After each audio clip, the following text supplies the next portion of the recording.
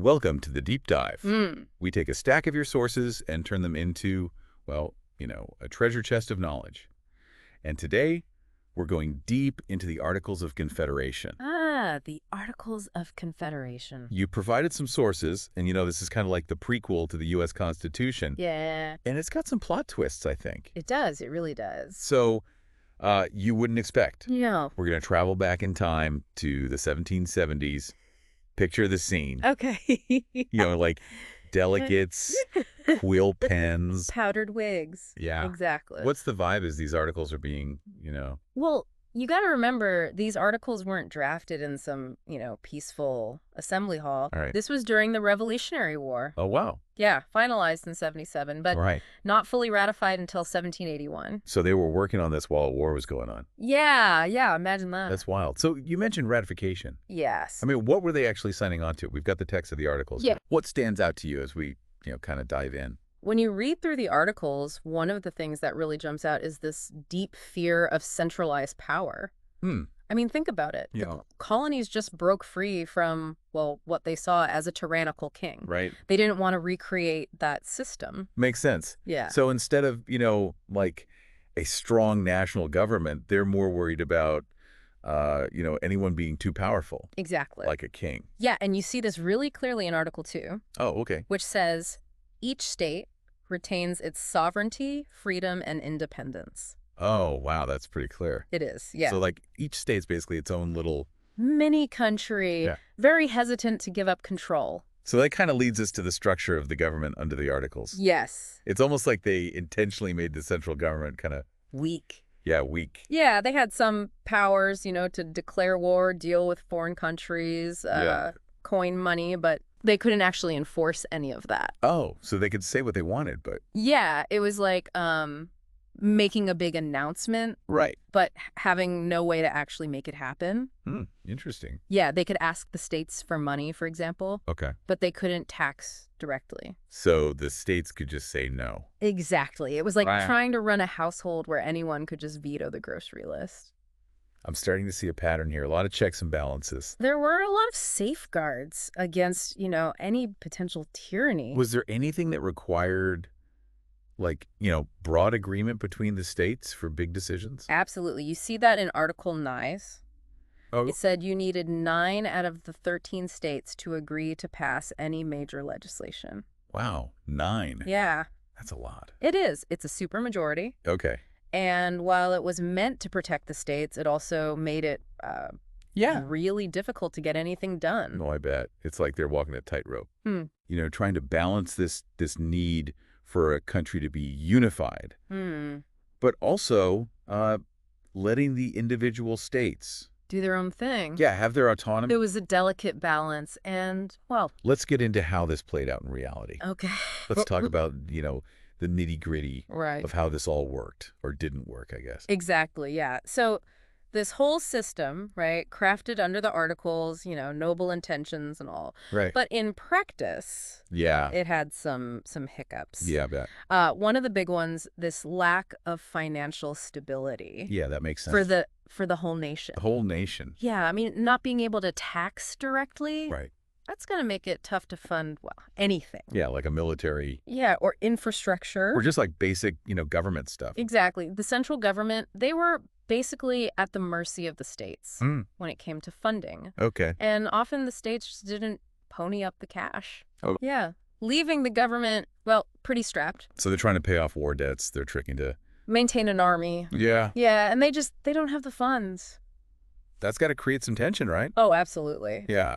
This financial mess, it actually made things worse between the states. How so? Well, you see, there was no national currency. Shy. Each state had its own money. So like 13 different currencies floating around? Yeah, imagine trying to do business across state lines. Oh, that would be a nightmare. It was a logistical nightmare. For businesses, for just regular people? Everyone. Yeah. It really hampered economic growth. So they're not working together? Not effectively, no. Not at all. And it wasn't just the economy. Yeah. This lack of a strong central authority, Yeah. it caused problems in other areas, too. Like what? Well, for example, resolving disputes between the states. Oh, right, because each It state... was like its own little kingdom. Yeah. Super protective of their sovereignty. Yeah. And that led to all sorts of conflicts. Okay, like what kind of conflicts? Oh, over trade, over boundaries, even control of waterways. So you've got 13 states all kind of vying for power? Yeah. And no one to really, like, step in and... And mediate. Yeah, mediate. Right, the central government, they were powerless to enforce anything. So it's like they're watching these conflicts unfold. Yeah, they're basically bystanders. And I bet that made the U.S. look weak. On the world stage. Oh, absolutely. Other countries are probably like, what are they doing? Exactly. No one's going to take you seriously No. if you can't even keep your own house in order. Right, right. And there were some specific events Okay. that really highlighted these weaknesses. Any that come to mind? Well, one that really stands out is Shays' Rebellion. Oh, yeah.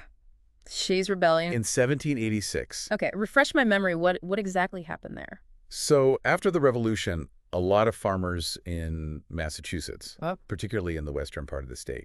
They were struggling. You Yeah. know, heavy debts, high taxes. Right. And they felt like the state government wasn't doing anything to help. So they were protesting, basically. Yeah, they wanted economic relief, Okay. more representation, you know, the Yeah. whole 9 yards. So what did they do? Well, led by this guy, Daniel Shays, Okay. a former captain in the Continental Army, no less. Oh, wow. Yeah, they took up arms. Right. They closed down courthouses, you know, to prevent foreclosures. Wow, that escalated quickly. It did. It was a full-blown rebellion. And how did the government under the Articles respond to this? Well, that's where the limitations really showed. Hmm. The central government, they were just too weak to do anything. So they couldn't, like, send in troops? They couldn't raise a national army, no. And the states? The states were hesitant to get involved in another state's business. Right, because of that whole sovereignty thing. Exactly. So the very system that was designed to prevent tyranny was preventing them from dealing with this crisis. It was a catch-22. Wow. The rebellion was eventually put down, Okay. but it was mostly by a privately funded militia. A private militia. Yeah. That's wild.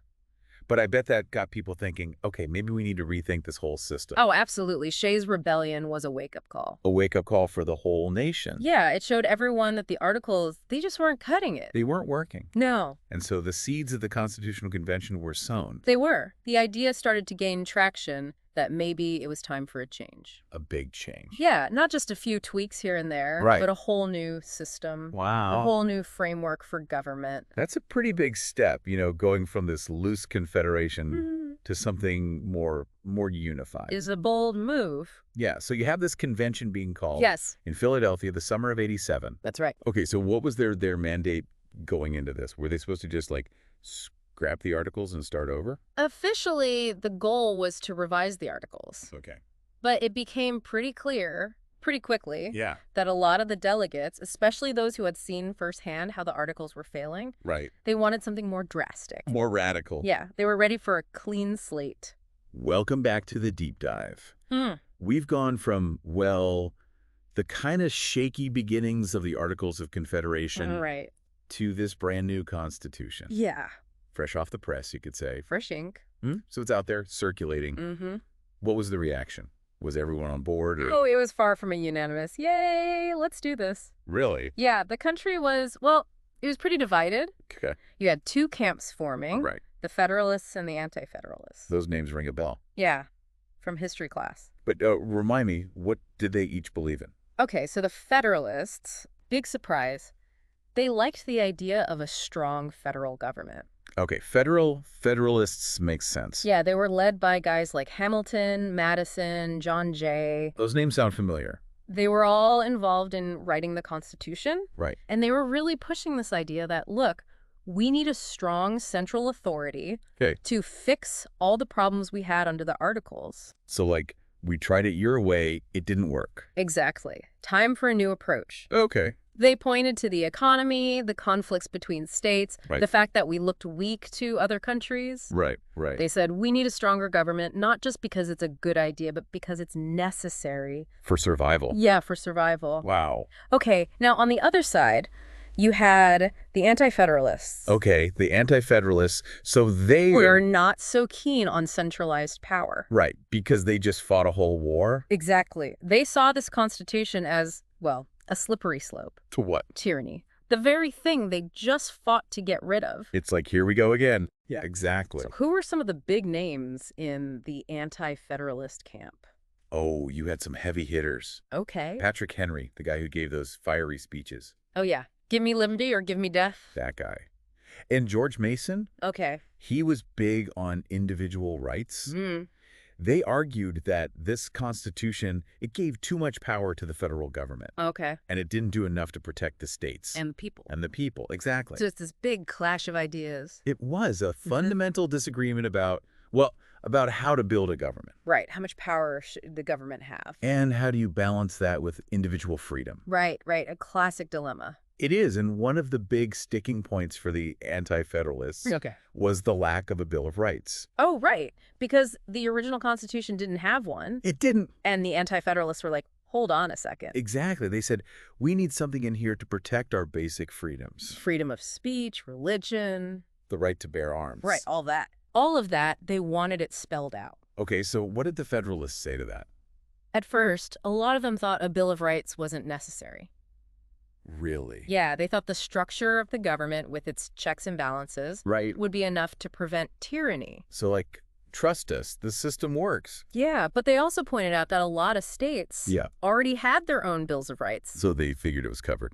They thought so, but they eventually realized that this was a big problem. The lack of a Bill of Rights. Yeah, it was a deal breaker for a lot of states. So they made a strategic move. Okay. They said, okay, fine, we'll add a Bill of Rights. Go ahead. But only if the Constitution gets ratified. Like a bargaining chip. It was a big one. And did it work? It did. The promise of a Bill of Rights, Yeah. it helped to calm a lot of fears. Right. And it really paved the way for ratification. Okay, so this whole debate, it wasn't just happening behind closed doors. Yeah. It was out in the open. This was a public debate. Really? Oh, yeah. Newspapers were full of essays. Wow. Pamphlets, speeches, people were arguing everywhere. So everyone was involved. It was a pretty amazing example of democracy in action. Wow, like a nationwide civics lesson. Exactly. And some really important writings came out of this period. Like what? Well, the most famous are probably the Federalist Papers. Oh, yeah, I've heard of those. A series of 85 essays. 85. Written by Hamilton, Madison, and Jay. Okay. They were published in newspapers all over the country. And they were arguing for... The Constitution. They're like a PR campaign for the Constitution. Yeah, you could say that. And they were persuasive. They were very well written. Hmm. They explained the Constitution, defended it. Right. Address people's concerns. Okay. And it's amazing people still study them today. Wow, so after all that debate... All the arguing, all the back and forth. Did the Constitution get ratified? It did. Okay. But it was close. Really? Yeah. It took a lot of work, a lot of convincing. But in the end, 9 states voted yes. And that was enough. That was enough. The Constitution became the law of the land. And the Articles of Confederation. Faded into history. Wow, what a story. Yeah. So, as we wrap up this deep dive, what are the big takeaways? What should we remember about this whole episode in American history? Well, I think it shows us how complex it is to build a nation. Right. It's not easy to balance individual freedom with the need for a strong government. Right, and it's an ongoing process. Exactly. It's something we have to keep working at. And the Articles of Confederation, even though they didn't work out, they were an important step. They were. They taught us valuable lessons. About what works and what doesn't. Exactly. And it's a reminder that our system of government, it's not perfect, but it's something we should cherish. And protect. And protect. Absolutely. It makes you think, what would you have done differently back then? How would you have balanced all those competing interests? Thanks for joining us on this deep dive into the Articles of Confederation.